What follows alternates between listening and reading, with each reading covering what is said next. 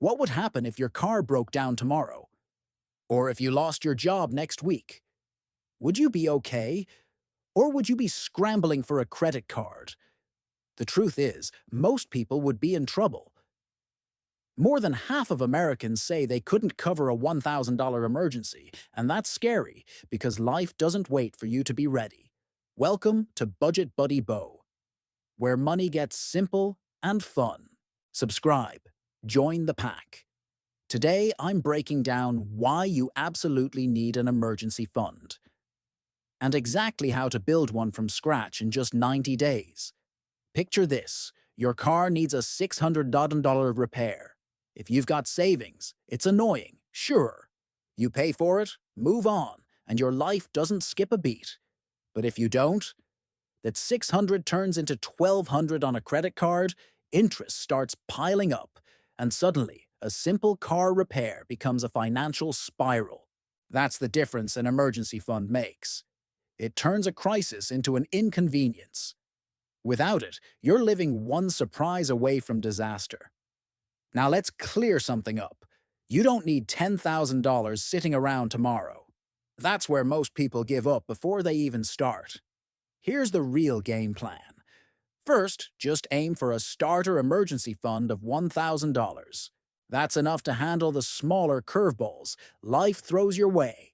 The car tire, the vet bill, the busted phone screen. Once you've got that, then you can start thinking bigger. 3 to 6 months of living expenses. But don't let that big number paralyze you. Your first win is that $1,000. So how do you actually get there in 90 days? Let's break it down. Month 1 is all about cutting and collecting. This is where you plug the leaks. Go through your bank statement and hunt down the money vampires. That streaming subscription you forgot, the gym membership you swore you'd use, the late-night DoorDash runs. Even trimming 50 here, 20 there, adds up fast. And while you're at it, sell some stuff. Old electronics, furniture collecting dust, clothes you don't wear. Your goal by the end of the first month, $300 to $400. Month 2 is where we boost your income. Because cutting only gets you so far. Now it's time to bring in extra cash. Maybe that means overtime at work. Maybe it's a side hustle, delivery apps, babysitting, freelancing, tutoring. Whatever fits your life right now. And listen, it doesn't have to be glamorous. Delivering pizzas or flipping stuff online for a few weekends can easily bring in another $300 or $400. Suddenly, you're halfway there. Month 3 is where the magic happens. Automation. This is the part that turns saving from a struggle into a habit. Set up an automatic transfer the same day you get paid into a separate savings account. Make it invisible, untouchable, like it never existed. Treat it like rent, non-negotiable. By doing that, you'll hit your final $300 to $400. And here's the best part. By the end of 90 days, you don't just have $1,000. You've built a system that will keep working for you, month after month, without you even thinking about it. But let's talk about the bigger win here. You didn't just save money. You bought peace of mind. From now on, when life throws a punch, you've got a cushion.